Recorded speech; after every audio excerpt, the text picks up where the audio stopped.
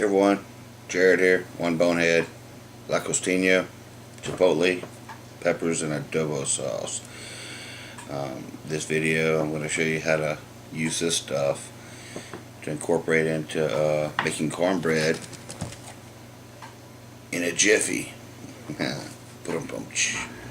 Anyway, you're going to like this. It turned out to be great. I tried it before making a video on it. It turned out really good. So we'll see how you like it. Alright, so what we got right here is a little food processor. It's perfect for just a couple of people. Can la costeña. Open it up. What you're going to do is put about half of the can in there.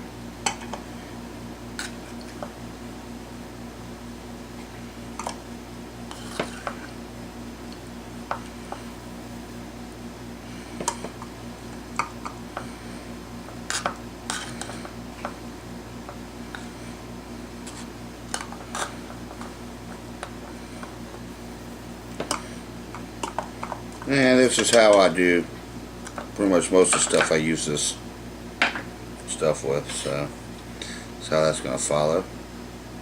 Most food processors work better if you're dealing with something kind of solid like this.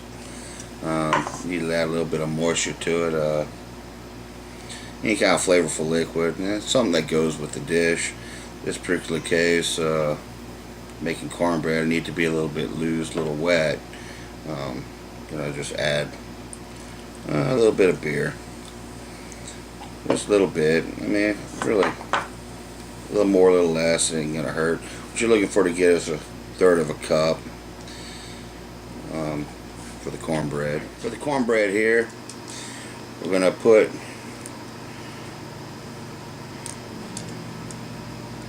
a couple of dried habaneros in there, just because I want a little more heat to it, but it really comes out good just like that. Good pinch of kosher salt.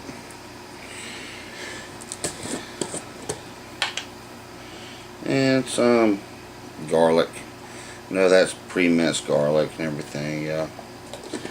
Why you want to use fresh garlic or whatever, but ultimately I really hadn't found that it made too much of a difference. This stuff's easy to deal with, it's easy to cook with, it's easy to store. So, process this down to where it's like an even consistency.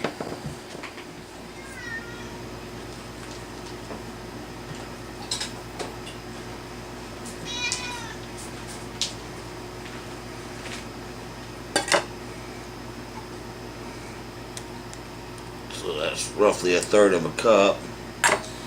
Now, we need another third of a cup of milk to go with it.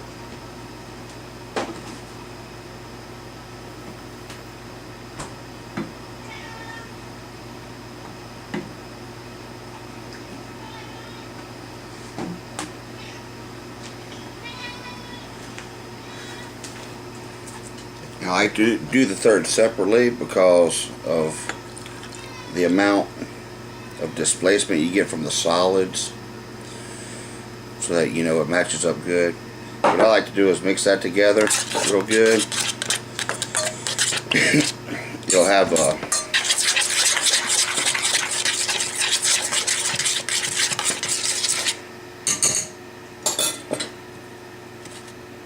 kind of a wet consistency to it. And what I do is I just keep that in the fridge as I mix all of my other ingredients into it. You can actually put the egg in here at this point in time as well.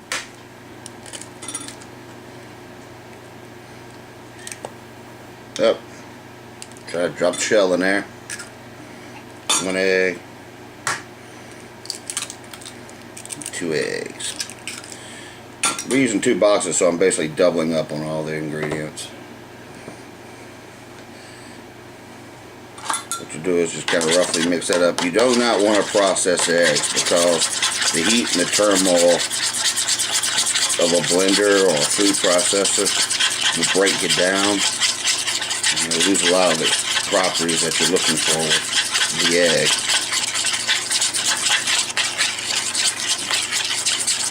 So you just stir that up kind of like that.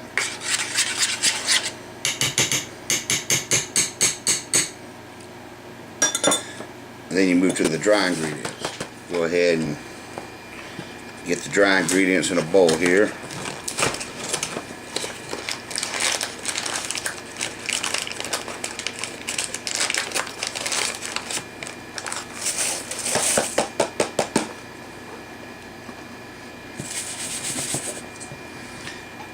Add the wet ingredients.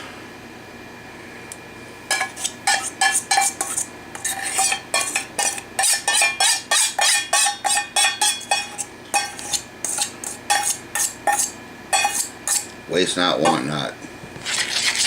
Then you're going to mix it up. Try not to make too much of a mess, but I always do. It's going to be kind of rough looking, which is fine. Just make sure it all looks pretty much wet. You can use a fork, spoon, whatever. You can use a whisk, but I haven't had much luck mixing something this thick up with a whisk. So mix it up about like that. It looks like it's covered up and everything pretty good. Everything looks wet. What we're going to do is we want them to rise real good. If you want them, if you don't really want them that fluffy, you want them kind of dense. You don't even have to wait for it to lighten up a little bit. But I like it to be kind of airy and moist and light. So for the directions, I'm gonna wait a few minutes so they become nice and fluffy. All right, for the directions on the box here, I preheated my oven to 400 degrees. I lightly oiled the pan with some non-stick, and I let this sit. And now you notice it's a lot more airy. It's trying to rise a little bit, which is good. You stir it up good. You can certainly just rub down the pan with butter, but I just hit it with some non-stick spray. And you just pour it in. Get all that stuff off the sides real good, off the edges. Don't worry if it's lumpy. Lumpy is good when it comes to cornbread.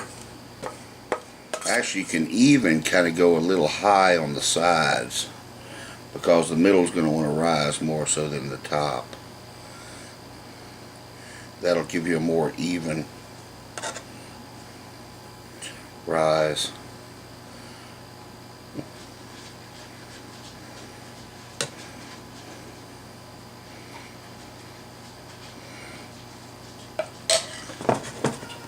And it's off to the stove. No two ovens are identical. So what I do is I go by the directions and watch the time loosely. Just when it starts to crack a little bit on the surface and it's not jiggly when you wiggle it, what I do is I take it out and I hit the top with some butter. Just rub it on there.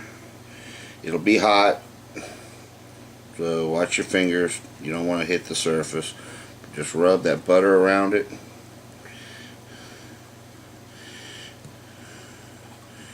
And just cover it all pretty good.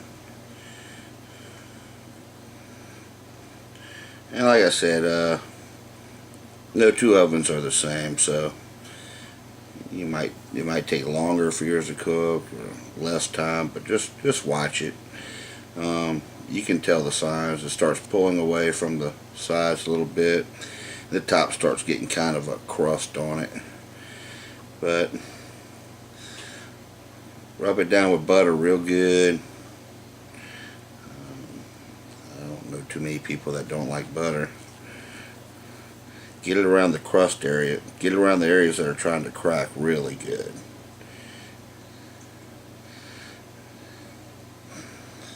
And what I usually do from this point is I put it back in the oven, but I turn off the oven. It's been sitting a couple of minutes. Metal's still a little warm. It passed the toothpick test in the crack, so that didn't sound right. But it's about ready to cut into, so let's see what we got. The first piece is always sloppy, that's why it's the chef's piece, but you know what, it's one of the best pieces. It's warm, just came out the oven. What you do is you work it up, get up under it, see the steam coming off. Oh. And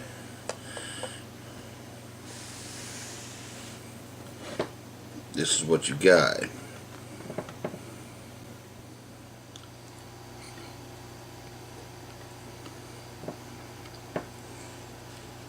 Ooh. It's still really warm in the middle. Oh man. And it tastes like a wonderful, it just tastes like a sweet piece of heaven.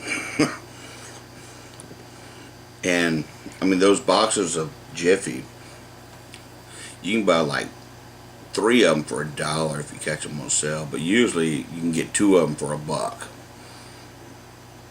And then the Chipotle sauce, the Chipotle adobo sauce, that stuff's like $1, $1.30. Oh, this is good. I'm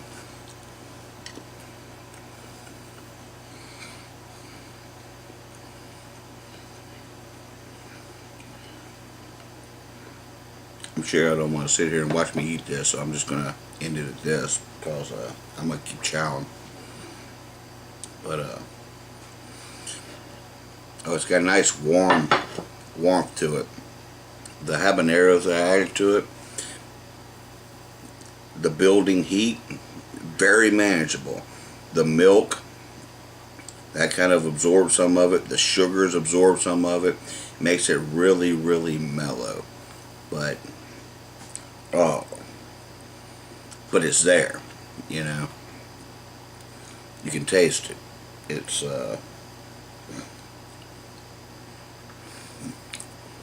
subtle. It's not like a spoonful of something. It's just nice and mild, and it's there, but it's in the background. And the Chipotle, the smokiness of it, and it's got a little bit of a tiny tartness to it, a little bit of a heat to it right up front, which works perfectly with the sweetness of it. But then the after effect of it, oh, unbelievable. I really recommend you try this. It's no harder than just making instant cornbread. It really isn't. But it turns it into a whole nother dish. I mean, it's just that different element, you know. Anyway, give this stuff a shot. If you like cornbread and you like jalapenos, you will love this stuff. Because all you're doing is adding a little bit of smoke flavor, a little bit of the onion and stuff, and the garlic and whatever you add into the mix to it. It's make it yours, and it'll be the best you ever had. Anyway, appreciate you watching. Hope you enjoyed the video, and feel free to comment. I love the feedback. I've learned more from feedback than I've ever taught anybody in my life. So, appreciate it. And love you followers. You guys are all great. Give this a try. You'll like it. Thanks.